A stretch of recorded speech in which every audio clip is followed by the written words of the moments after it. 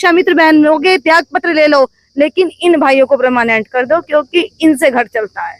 उस देश में रहते हैं जिसको आजादी दिलाने के लिए महात्मा गांधी भी थे, तो आजाद भगत सिंह भी थे। प्राण की बाजी लगा के अपने माँ के आंसू पोंछूंगा। जी को मानते हैं, लगभग सब लोग हैं ना, तो फिर इतने बड़े शांति के दूत क्यों बनकर बैठे हैं? राम भगवान ने 3 ही दिन कहा था। इतनी भीषण गर्मी के बीच लगातार 20 दिनों से हम लोग बैठे हैं।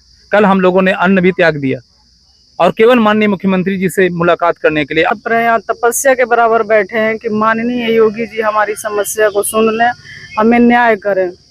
जी चुके हैं और आधा ही बचा है। सरकार नहीं सुनेगी तो इनका क्या होगा वो बताने की आवश्यकता नहीं है। क्या लोगों का कल्याण करेंगे और बस विनम्र प्रार्थना है कि अब आप हमें परमानेंट कर दीजिए। सरकारें कैसे करेंगी कुछ भी, क्योंकि सरकार में बैठे हुए 403 विधायकों के, उनके सभी समर्थकों के और पूर्व विधायकों के, भूतपूर्व विधायकों के, सबके बड़ी बड़ी बिल्डिंगों के स्कूल हैं। और सुपर टेट, इन दोनों योग्यताओं का नाम तो आपने सुना ही होगा। सुपर टेट यानी कि सुपर टीचर एलिजिबिलिटी टेस्ट और टेट का मतलब टीचर एलिजिबिलिटी टेस्ट। इसको पास करना शिक्षा मित्रों की अनिवार्यता घोषित कर दी गई सुप्रीम कोर्ट द्वारा। 25 वर्षों का संघर्ष रहा इन लोगों का और इन्होंने लगातार प्रयास किया कि इनको नियुक्त कर लिया जाए। फिर कोर्ट ने कई सारे रास्ते निकाले। जब मामला कोर्ट के पास गया तो मामला सरकार से ऊपर हो गया और कोर्ट ने इसमें कहा कि हम टेट वालों को भर्ती करेंगे। टेट यानी कि टीचर एलिजिबिलिटी टेस्ट, जैसा कि मैंने बताया। फिर उसके बाद एक और इसमें सरकार ने ऐड कर दिया सुपर टेट, और उसको भी पास करने वाले यहाँ 50,000 लोग धरना कर रहे हैं। ये धरना इसलिए नहीं कर रहे हैं कि ये शिक्षक ना बन पाए, ये इसलिए कर रहे हैं कि इनके पास एलिजिबिलिटी है और ये शिक्षक बनना चाहते हैं और इनको पूरे शिक्षक का दर्जा मिलना चाहिए। वैसे तो ये शिक्षक हैं, लेकिन इनका जो वेतन है वो 10,000 रुपए है और 10,000 के हिसाब से 333 रुपए लगभग होता है एक दिन का। तो 333 रुपए में इनका गुजारा नहीं हो पाता है। देश के प्रधानमंत्री 4 श्रेणियों में मजदूरों का विभाजन किए हैं। एक अकुशल यानी कि जिसके पास कोई एलिजिबिलिटी नहीं है, कोई योग्यता नहीं है। एक अर्ध कुशल जो थोड़ा सा कुशल है। एक कुशल और एक अति कुशल। अति कुशल की जो उनकी एलिजिबिलिटी है, अति कुशल जिसको वो मानते हैं, उसको सिर्फ और सिर्फ लाठी पकड़ना आना चाहिए, वो चौकीदारी करे। तो क्या ये पढ़े लिखे शिक्षक इतने एलिजिबल नहीं है कि वो 10,000 पेमेंट पाए? उनको 30,000 क्यों नहीं मिलना चाहिए? जो प्रधानमंत्री जी के हिसाब से अति कुशल लोग हैं उनका तनख्वाह है 30,000 रुपए, तो इनकी तनख्वाह 10,000 क्यों होनी चाहिए? पहली बात। दूसरी बात ये है कि प्रदेश के मुखिया इस पर आज तक उस ढंग से संज्ञान क्यों नहीं ले रहे हैं, जब उन्होंने अपने मैनिफेस्टो के पेज नंबर 10 पर ये साफ लिखा हुआ है। 2017 में उनका घोषणा पत्र छपा था, उसमें उन्होंने लिखा हुआ है कि हम जैसे ही सरकार बनेगी उसके 3 महीने के भीतर इस पर विचार करेंगे और इसका निस्तारण करेंगे। 1,45,000 लोग जो कि शिक्षा मित्र के तौर पर इधर उधर कार्य कर रहे हैं, उनके पास उनमें से लगभग 95,000 लोगों के पास टेट की डिग्री नहीं है, लेकिन 50,000 लोगों के पास पूर्ण योग्यता है शिक्षक बनने की और उनको शिक्षक नहीं बनाया जा रहा है। ये सरकार की सबसे बड़ी गलती में से एक हो सकती है। ऐसा कहना इन लोगों का है क्योंकि ये लोग प्रबुद्ध समाज के हैं और प्रबुद्ध समाज ही भारतीय जनता पार्टी का सबसे बड़ा वोट बैंक माना जाता है। प्रबुद्ध समाज मतलब शिक्षक हमेशा प्रबुद्ध समाज का होता है, वो किसी जाति धर्म संप्रदाय का हो, उसको हमेशा प्रबुद्ध समाज में रखा जाता है। शिक्षक का यह उत्तरदायित्व होता है कि समाज किस हिसाब से बनेगा वो शिक्षक निर्धारित करता है, और जब शिक्षक की तनख्वाह उनके अपने जो खर्चे हैं वो नहीं पूर्ण होंगे तो शिक्षक क्या करेगा? इसलिए इस पर ध्यान देना चाहिए। हम इन लोगों से बात करेंगे और इनका दुख जानने का प्रयास करेंगे। क्या कहना चाह रहे हैं इस पर? जी, मेरा नाम गुड्डू सिंह है। आप लोगों को मजदूरों से कम क्यों समझा जा रहा है? आप लोग मजदूर बनने के योग्य भी नहीं है। अब मैं तो एक गुरु हूँ, अब जो समझ रहा होगा अब उसकी मैं क्या कहूँ, लेकिन कुल मिला के मैं ये बताना चाह रहा हूँ कि भारत जैसे देश में जहाँ गुरु शिष्य परंपरा एक हमारी संस्कृति रही है, वहाँ पर मजदूरों से भी बदतर हम लोगों की मजदूरी है। मात्र 333 रुपया एक दिन का, 11 माह का 10,000 रुपया मिलता है। और हमारे जैसे लोगों को इसी बीजेपी सरकार ने अन्य राज्यों में परमानेंट कर दिया गया है। अच्छा, मोदी जी 4 श्रेणियों में मजदूरों का विभाजन किए हैं। आप कौन से श्रेणी के मजदूर माने जाएंगे अगर आपको मजदूर की तरह ही मोदी जी देखें या उनकी सरकार देखे? क्योंकि डबल इंजन की सरकार है, प्रदेश में भी है, देश में भी है, केंद्र में भी है, प्रदेश में भी है। तो आपको कौन सी श्रेणी का मजदूर मानेंगे? अकुशल, अर्धकुशल, कुशल या अति कुशल? कौन सी हम श्रेणी तो का किसी में आते ही नहीं है। अगर वो आपको हमें मजदूर भी नहीं मानते? अगर हमें वो मानते होते तो आज हमें मजदूर की मजदूरी 26,910 रुपए और हमारी मात्र 10,000 रुपए। कौन सी इकोनॉमी में, कौन से अर्थशास्त्री ने, कैसा किसका ज्ञान है कि क्या 10,000 में एक परिवार चलाया जा सकता है? 25 वर्षों से हम लोग कार्यरत हैं। यहाँ तक कि कोर्ट ने हर जगह से हम लोगों के लिए कहीं ना कहीं ऐसे रास्ते बनाए, लेकिन वो पूर्ण तो राज्य सरकार को करना है ना। आज हम लोग 20 दिनों से अपनी इन्हीं मांगों को लेकर के यहाँ पर नौतपे में इतनी भीषण गर्मी के बीच लगातार 20 दिनों से हम लोग बैठे हैं।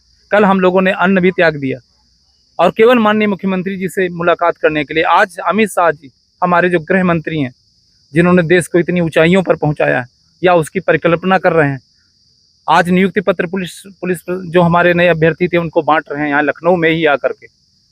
हम तो रोटी मांग रहे हैं, हम नियुक्ति पत्र नहीं मांग रहे हैं, हम तो रोटी मांग रहे हैं। हम तो आपका काम कर रहे हैं। जो 70-80 हजार रुपए का जो शिक्षक एक काम करता है उसको हम 10,000 रुपए में बखूबी निभा रहे हैं। अभी समर कैंप चला, आपने भी देखा होगा, एक समर कैंप जैसी व्यवस्था चलाई गई। शिक्षकों ने कार्य करने से मना किया, हम लोग तो कर रहे हैं। आखिर हमारी इस रोटी को कब पूरा करेंगे? आप लोग वैसे राम जी को कितने लोग मानते हैं? यहाँ कितने लोग हैं राम जी को मानते हैं? लगभग सब लोग हैं ना। तो फिर इतने बड़े शांति के दूत क्यों बनकर बैठे हैं? राम भगवान ने 3 ही दिन कहा था, विनय न मानत जलत जड़, गए 3 दिन बीत, बोले राम सुकोप तब, भय बिन होय न प्रीत। तो अपना भय कब दिखाएंगे आप लोग? कब दिखाएंगे भय? भैया भय दिखाने के लिए नहीं आए, हम तो प्रार्थना करने के लिए है। इतना शिक्षक है, शिक्षक की मर्यादा में रहेंगे। आधे शिक्षक की मर्यादा में रहकर आपको लगता है कि आपका निस्तारण होगा? हाँ, उम्मीद है हमें उम्मीद है कि हमारी तपस्या पूरी होगी। बिल्कुल। आपको क्या कहना? बात है धैर्य की। कितना दिन धैर्य? उन्होंने वो त्रेता था तो 3 दिन, आज कलयुग है तो 20 दिन, इससे ज्यादा कितना होता है? बहुत बड़ा प्रश्न चिन्ह उठेगा, बहुत बड़ा प्रश्न चिन्ह बनेगा। आज तक जितने भी धरने हुए, 1-2 दिन आपने कहा, 1-2 दिन बैठे रोडों पर निकल लिए, और जो भी जैसे भी हुआ नैतिक ढंग से या असंवैधानिक ढंग से किया, हम लोग संवैधानिक ढंग से बैठे हैं। अब आज भी उन पर विश्वास है हमें कि वो हमें मुलाकात का समय देंगे, और हमें, क्योंकि वो संत हैं। लेकिन जो आपने कहा धैर्य, हम भी तो उनकी धैर्य की परीक्षा ले रहे हैं। शायद हमारे बीच में कहीं ना कहीं उनके मन में कुछ तो रहा होगा, या हमने तो कभी नहीं हो सकता है पहुंच ही ना पा रही हो। आप लोग क्या प्रयास कर रहे हैं? यहाँ एक कोने में आप लोग बैठे हैं, कैसे बात पहुंचेगी? कहीं ना कहीं आप हैं, आप हमारा माध्यम है, मीडिया है। हम तो 20 दिन बाद आए हैं। आप 20 दिन बाद कैसे होगा ये? आपको पहले दिन से ही, 3 दिन बाद से ही उनको ये प्रयास करना चाहिए था, उनको पत्र भेजना चाहिए था, वो आपसे मिलते हैं। उनको सब जानकारी है। एक बच्ची की समस्या थी, माननीय मुख्यमंत्री जी ने हाथों हाथ संज्ञान लिया, वो भी तो लाइव की रिपोर्ट थी। 0 टॉलरेंस की नीति अपनाते हैं।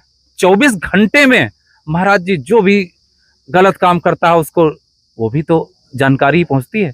आज यहाँ पर अगर हम लोग संवैधानिक तौर तरीके से, हम तो उनके विद्यालयों के गुरुजन हैं, हम कैसे अपनी मर्यादा तोड़ सकते हैं? लेकिन अब ये जरूर कहना होगा कि आखिर मुख्यमंत्री जी का धैर्य, आखिर उनकी परीक्षा हम लोगों पर कब तक रहेगी? आप घर संचालित करती हैं, महिला हैं, गृह मंत्रालय, ऐसा नहीं मैं कह रहा हूँ, आपको नीचा नहीं दिखा रहा हूँ, लेकिन गृह मंत्रालय आपकी जिम्मेदारी में होता है। 10,000 में घर चल जाता है? नहीं सर, 10,000 में हमारा गुजारा नहीं होता है। हम बहुत पीड़ित हैं, बहुत बेबस हैं। आज 20 दिन से इस गर्मी में यहाँ तड़प रहे हैं, यहाँ तपस्या के बराबर बैठे हैं कि माननीय योगी जी हमारी समस्या को सुन लें, हमें न्याय करें।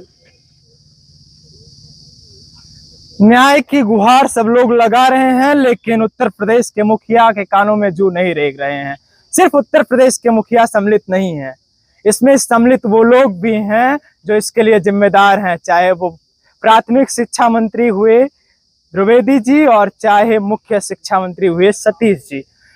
ये सब दोषी हैं, और दोषी वो भी हैं जिन लोगों ने पहले सरकारों में रहकर ये नहीं किया, जिनकी कुरीति ये है जिसको ये लोग ढो रहे हैं और प्रदेश के मुखिया को भी ढोना पड़ रहा है। आप क्या कहना चाह रहे हैं इस पे? मैं तो इतना कहूँगा कि माननीय मुख्यमंत्री जी अब बहुत हो चुका है, 25 साल की सेवा हम लोगों को बहुत हो चुका। अब हम लोग इतनी उम्र हो गई है कि हम लोग, जैसे आपने कहा कि कुछ नहीं कर पा, कुछ शांति से कुछ नहीं हुआ तो कुछ रोड पे निकलना होगा, लेकिन ये सब हम लोग कर चुके हैं। भाई आप लोग 50,000 लोग हैं, आप संगठित ही नहीं है, यहाँ 50 लोग दिख रहे हैं सिर्फ। लेकिन ऐसा नहीं है, हमारे सभी साथी 50,000 लोग विधानसभा घेर लें तो क्या होगा? मुझे फांसी दे दे, चाहे हमारे घर में बुलडोजर चल जाए, लेकिन शिक्षा मित्र को न्याय दिला के रहेंगे। ये मेरा खुद का अपना नहीं, उत्तर प्रदेश का एक शिक्षा मित्र भी चाहेगा। बताइए 10,000 में कैसे गुजारा होता है? 10,000 में मरे के सवाल। इस समय हम लोग जी नहीं रहे, मर रहे हैं। क्यों ऐसा इसलिए हो रहा है क्योंकि देखिए हम लोग जो स्कूल जाते हैं सुबह से शाम तक अपना स्कूल का देखते हैं, इसके बाद हमको वेतन नहीं मिलता। घर में बच्चा कहता है टॉफी लाओ, माँ कहती है कि हमको पत्नी कहती है हमको जो है दवा, पत्नी बीमार हो गई तो हम उसके लिए पैसे नहीं लाते। सबसे समस्या वहां आती है, वहां दिमाग काम करना बंद कर देता है। किससे हम पैसे मांगे, किससे? मैं अपने ही ब्लॉक से, अपने टीचरों से पैसा मेरे मांग चुका हूँ। मैं आपको ये ना विश्वास हो, आप आइए, कई टीचरों से मैं कम से कम 20-25 हजार में मतलब पैसा मांग चुका हूँ, उधार मांग चुका हूँ।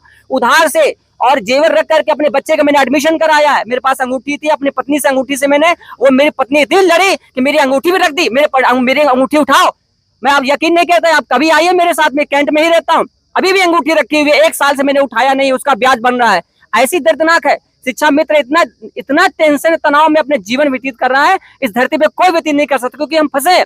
वही समय, अगर अमूल्य समय, एक रिक्शा वाला आप जानते होंगे 1 घंटे में 100 रुपए कमा रहा होगा, 6 घंटे में 600 रुपए प्रतिदिन वो कमा लेता है। हम समय के बंदिश में हमारा जीवन, अमूल्य जीवन हमारा बर्बाद हो रहा है, बर्बाद हो चुका है। और वहां पर फोटो खिंचाकर, मुख्यमंत्री की फोटो खिंचाकर कहा कि आप लोग जाइए अपने अपने घरों में और आपका काम हो जाएगा 1 सप्ताह में। हमने 1 सप्ताह नहीं बल्कि हमारा 8-9 महीना हो गया और अभी तक समाधान नहीं हुआ। मैं भैया बहुत परेशान है, ना तो हम विधानसभा जाएंगे और ना ही रोड पे निकलेंगे।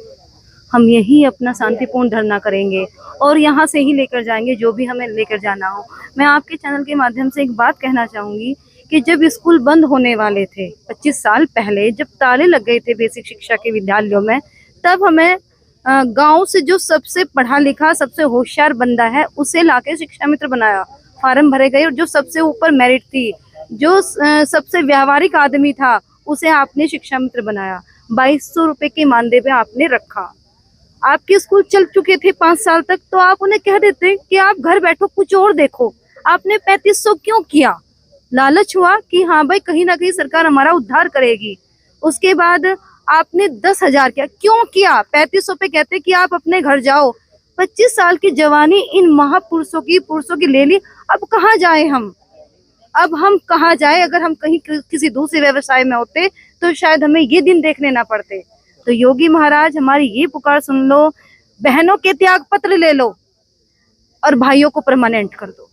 हम तैयार हैं, सभी शिक्षा मित्र बहनों के त्याग पत्र ले लो, लेकिन इन भाइयों को परमानेंट कर दो, क्योंकि इनसे घर चलता है। धन्यवाद। जी बिल्कुल, क्या कहना चाह रहे हैं? हम ये महाराज जी से, मुख्यमंत्री जी से यही निवेदन है कि जब हमारी नियुक्ति हुई थी तो हमें 2250 मिलता था, सरकारी टीचर को 4500 रुपये मिलता था, यानी कि दूना का अंतर था। आज देखिए हमें 10,000 मात्र मिल रहे हैं और उनको 70,000 80,000 मिल रहा है। काम वही कर रहे हैं, योग्यता भी पूरी रखते हैं।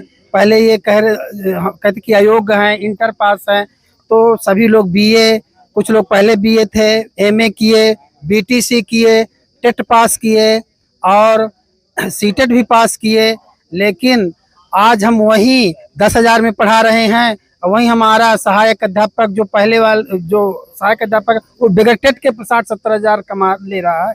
तो आज हमारी कौन सी कमी है योग्यता में? हमारी जो कमी है तो सरकार बताए। कितने साल के हैं?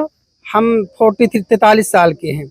हम सरकार जीवन आधा जी चुके हैं और आधा ही बचा है। सरकार नहीं सुनेगी तो इनका क्या होगा वो बताने की आवश्यकता नहीं है। क्या कहना चाह रहे हैं? देखिए, मैं शिक्षा मित्र हूँ, मैं आरएसएस का संगठन कार्य करता हूँ, मैं योगी जी के हिंदी वाहिनी में भी कार्य करता हूँ, अभी सेवा के भाव से पूरा लगा हुआ हूँ। और पूरे उत्तर प्रदेश के शिक्षा मित्रों की तरफ से आज 20 दिन से हम लोग विनम्र निवेदन कर रहे हैं माननीय योगी जी से, हम जानते हैं, हम आपकी टीम में काम कर चुके हैं, आप हमारा कल्याण करेंगे, इस आशा और विश्वास के साथ हम लोग धरने पर शांतिपूर्ण तरीके से बैठे हुए हैं। हमारे अन्य साथियों ने पूरे उत्तर प्रदेश समाज का, शिक्षा मित्रों का कल्याण आपके हाथों होना है, ये हम सुनिश्चित कर लिए हैं और इससे अधिक हमको आपसे कुछ नहीं करना। आप दयालु मुख्यमंत्री हैं और आप भारत के चहेते नेताओं में से सबसे आगे आपकी भूमिका निभा रहे हैं। मैं आपसे चाहूंगा उत्तर प्रदेश शिक्षा मित्रों का कल्याण आपके द्वारा होना सुनिश्चित होना है।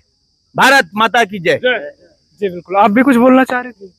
ये भैया जैसे आपने बताया कि अन्य सरकारों ने जो भी किया हो, तो अन्य सरकारों ने कुछ भी किया हो, लेकिन अब तो आपकी डबल इंजन की सरकार है। हमें आप पर पूर्ण विश्वास है कि आप हम लोगों का कल्याण करेंगे और बस विनम्र प्रार्थना है कि अब आप हमें परमानेंट कर दीजिए। सरकारें कैसे करेंगी कुछ भी, क्योंकि सरकार में बैठे हुए 403 विधायकों के, उनके सभी समर्थकों के और पूर्व विधायकों के, भूतपूर्व विधायकों के, सबके बड़ी बड़ी बिल्डिंगों के स्कूल हैं और सब में प्राइवेट शिक्षक काम करते हैं। सरकार को इन लोगों से कोई मतलब नहीं है। ये लोग रहें, शिक्षा व्यवस्था सही से संचालित हो या ना हो, उनका कोई मतलब नहीं है। वो यही चाहते हैं कि जल्द से जल्द सरकारी स्कूल बंद हो जाएं, जिन शिक्षकों को रोजगार दिया गया है वो भी खत्म हो जाए, उनको पेमेंट ना देना पड़े और शिक्षा मित्रों को भी ना देना पड़े। आपकी इस पूरे विषय पर राय क्या है और सरकार इनकी मांगे क्यों नहीं सुन रही है? आप इसको लेकर क्या समझते हैं? अपनी राय कमेंट बॉक्स में जरूर दें। प्रदेश के मुखिया और नेता प्रतिपक्ष अखिलेश यादव के बारे में क्या समझते हैं, जिनकी सरकारों में ऐसा कुकृत्य हुआ है? अपनी राय कमेंट बॉक्स में जरूर दें। विनम्रता भरा मेरा प्रणाम स्वीकार करिए। मैं गौरव विनायक हूँ। आप नेटवर्क भारत देख रहे थे। धन्यवाद।